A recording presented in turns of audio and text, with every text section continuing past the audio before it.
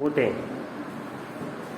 ठीक है, अब आगे देखेंगे the inner walls of the stomach and the small intestine and various glands associated with the canal such as salivary glands, the liver and the pancreas secrete digestive juices. इसी का mind control please.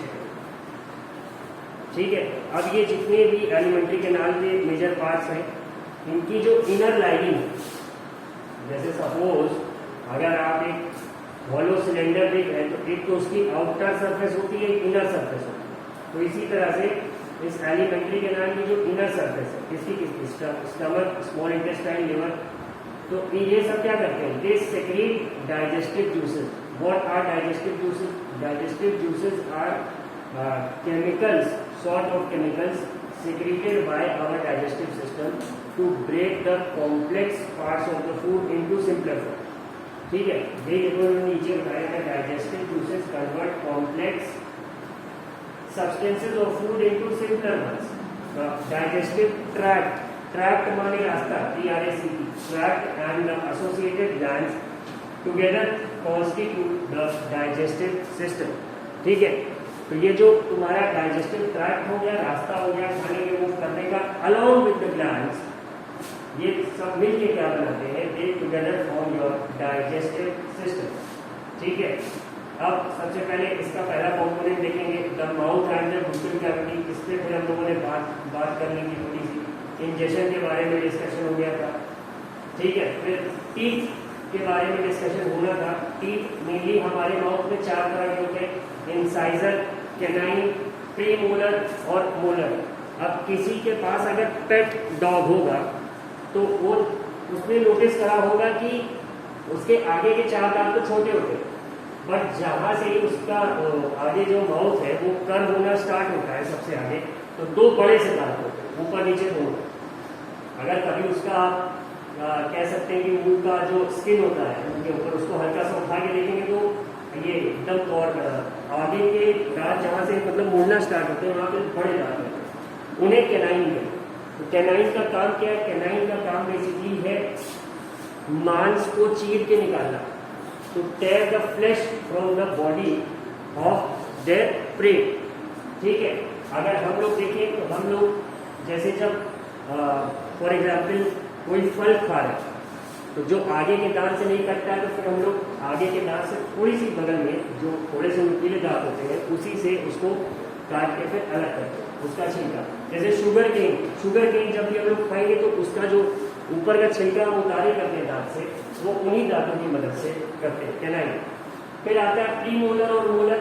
मोर और less इनका काम जो खाना हमने आगे के दांतों से काट के अपने इंजेस्ट करा है माउथ में, प्रीमोलर और मोलर टूथ का काम बेसिकली होता है कि इन्हें ही वो ग्राइंड करता है, मतलब खूब च्यू करके महीन करे, फाइन पार्टिकल्स में ब्रेक करें, और जब तक ये फाइन पार्टिकल्स में ब्रेक नहीं होंगे ये सलाइवा में रिलीज नहीं होगा।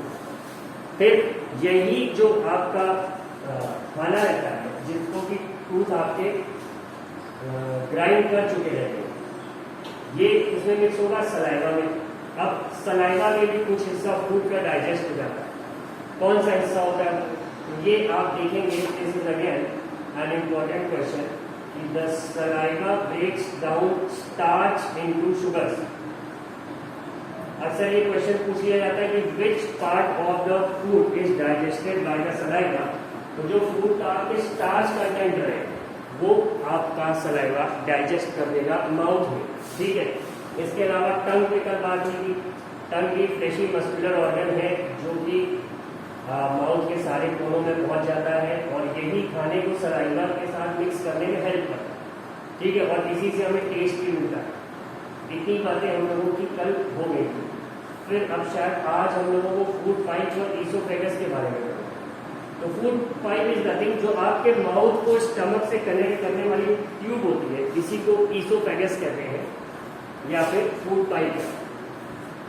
अब जो खाना फाइनली हमने चबा लिया, अच्छे से ग्राइंड कर लिया हमारे दांतों के हेल्प से और टंग की हेल्प से उसको सलाइवा में मिक्स कर दिया, वो फाइनली नीचे जाना स्टार्ट हो। ठीक है, the swallowed food passes into the food pipe or esophagus. The food pipe runs along the neck, गले से होती हुई ये, and the chest, गले और आपके चेस्ट से होती हुई ये कहाँ पे जाता है आपका खाना. Food is pushed down into the stomach. अब ये कैसे push down होता है? ग्रेविटी खींचती है या कुछ? अगर आप लोगों को याद हो तो वीकली टेस्ट में इससे थोड़ा एक क्वेश्चन था, और कल भी एक स्टूडेंट ने इससे रिलेटेड एक क्वेश्चन पूछा था. देखिए आपके जो इसोफेगस है उसके मस्कुलर मूवमेंट्स के कारण ये खाना नीचे की तरफ जाता है, और इस मस्कुलर मूवमेंट को भी कॉल इट पेरिस्टाल्सिस. पेरिस्टाल्सिस, ठीक है. और इतने में बात हुई. अब ये खाना फाइनली कहाँ पहुंचेगा? स्टमक में. स्टमक दिखता कैसा है? अगर एक जे अक्षर जो है इंग्लिश का, अगर स्क्रीन दिख रही हो सबको, तो जे नॉर्मली हम लोग कुछ ऐसे लिखते हैं, ठीक है. अगर इसी जे को थोड़ा सा इस तरह से करते हैं तो आपके स्टमक का जो शेप होता है वो मोर और लेस कुछ ऐसा ही होता है, फ्लैटेन जे. तो इसको आप यही आप बताना चाह रहे हैं आपको, this is what they are trying to tell you. ऐसा दिखता है ये, और ये पूरे एलिमेंट्री कैनाल का सबसे वाइडेस्ट पार्ट है. सबसे वाइड का मतलब क्या हुआ? चौड़ा. तो यही होता है. It receives food from the food pipe at one end and opens into the small intestine at the other. अब ये इसका एक एंड तो वो है जहाँ से फूड पाइप से खाना इस पे एंटर करता है, और दूसरा एंड इसका स्मॉल इंटेस्टाइन से जुड़ा होता है, जो कि अगला कॉम्पोनेंट है. अब यहाँ होता क्या है ये समझा जाए तो जो स्टमक की इनर लाइनिंग, अंदर का हिस्सा है स्टमक का, वो क्या करता है? वो म्यूकस सेक्रेट करता है. It secretes mucus. यहाँ म्यूकस और हाइड्रोक्लोरिक एसिड और डाइजेस्टिव जूस, ये तीन चीजें ये सेक्रेट करता है. अब हाइड्रोक्लोरिक एसिड को वैसे तो स्ट्रॉन्गेस्ट एसिड कहा, और नॉर्मली अगर ये हमारे हाथ पे गिर जाए या जिस भी जगह ये गिरेगा उस जगह को ये जला दे, डेंजरस चीज होती है. बट हमारे स्टमक में होता है और स्टमक इसे सेक्रेट करता है.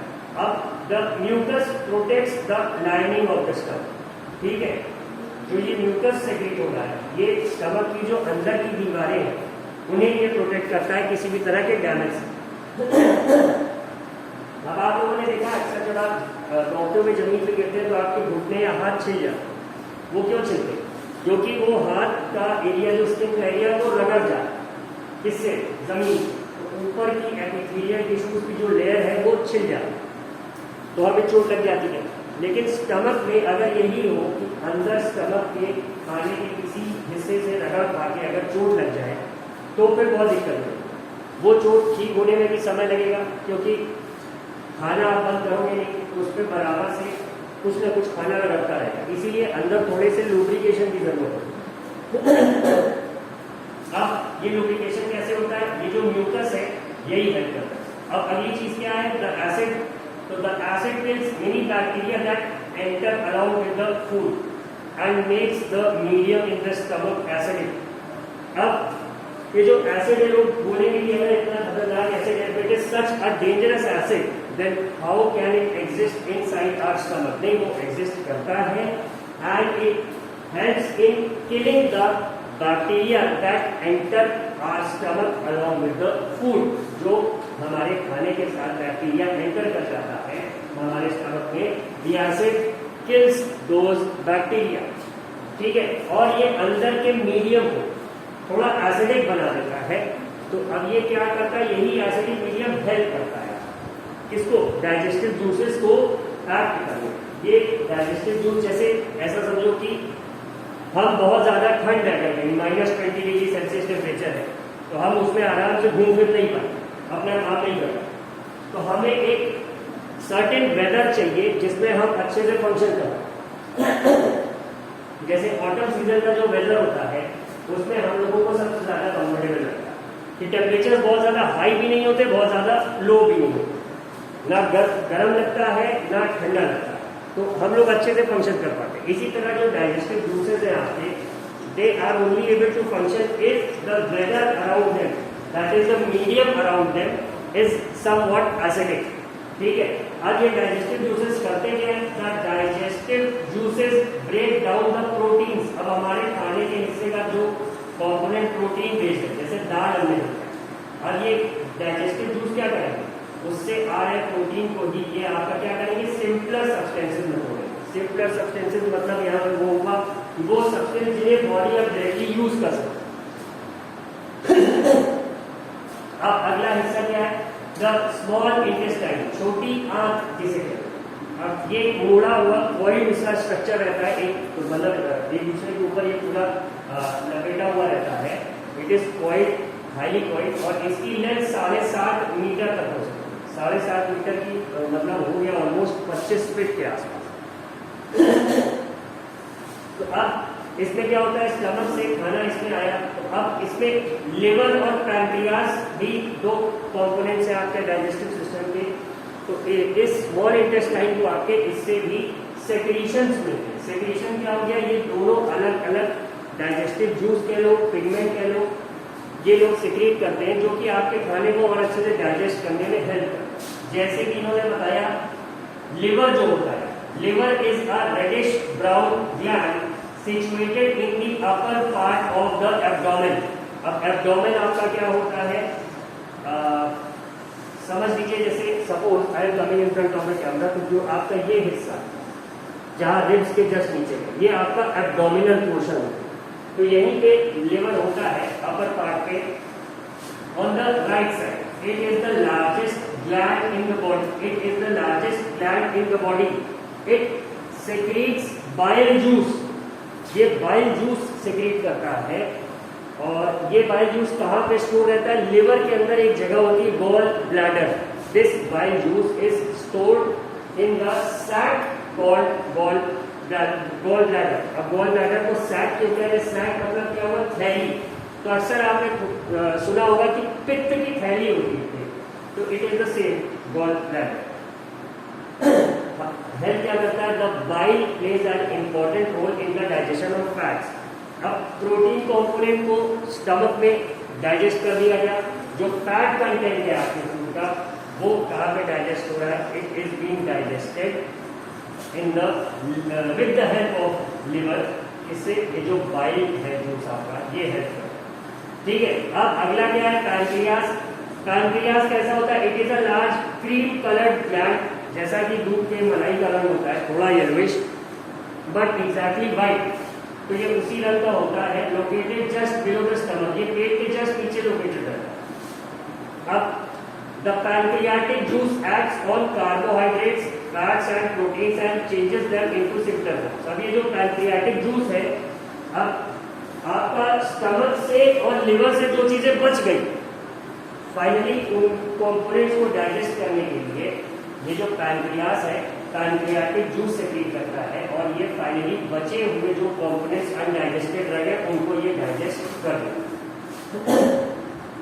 अब ये यहाँ तक खाना आपका लगभग आधा डाइजेस्ट हो चुका है। The partly digested food now reaches the lower part of the small intestine. अब स्मॉल इंटेस्टाइन में भी जैसा कि हम लोगों ने पढ़ के जाना कि there are two parts, the upper part and the lower part. Upper part में लिवर और पैंक्रियास के हेल्प से कंपोनेंट्स डाइजेस्ट हुए, और इसके बाद ये खाना कहाँ आया, ये आया आपके लोअर इंटेस्टाइन में, जहाँ पे इंटेस्टाइनल जूस जो अब बचा हुआ आधा हिस्सा है, जो कि काफी हद तक सिंपल फॉर्म में टूट चुका है, उसे डाइजेस्ट करने का काम करता है। अब यहाँ पे क्या होता है, the carbohydrates get broken into simple sugars. जैसा कि आपने जाना, सलाइवा क्या करता है, स्टार्च को शुगर में कन्वर्ट करता है, ठीक है। ये इसी तरह से आपका जो ये लोअर पार्ट है, ये क्या कर रहा है, ये कार्बोहाइड्रेट्स को सिंपल शुगर्स में तोड़ रहा है, जैसे कि ग्लूकोज, फैट्स को ये फैटी एसिड्स और ग्लाइसरॉल, और प्रोटीन्स को ये अमीनो एसिड्स। अब ये जिन जिन कंपोनेंट्स में चेंज हो रहे हैं, इन्हें बॉडी डायरेक्टली यूज कर सकती है। और अब ये जो पचा हुआ खाना है, दिस डाइजेस्टेड फूड, नाउ इसका अब्जॉर्प्शन और बॉडी के डिफरेंट पार्ट्स का जो ट्रांसपोर्टेशन है, ये भी काफी हद तक स्मॉल इंटेस्टाइन में होता है। The digested food can now pass into the blood vessels in the wall of the intestine. This process is called absorption. The inner walls of the small intestine have thousands of finger-like outgrowths. अब इसमें ऐसे तो नहीं दिखता, but अगर microscope से small intestine के अंदर के पोर्शन को जब एनालाइज करा गया, देखा कि उंगलियों जैसे दिखने वाले लाखों स्ट्रक्चर्स होते हैं जिसका नाम इन्होंने क्या दिया, विलाय।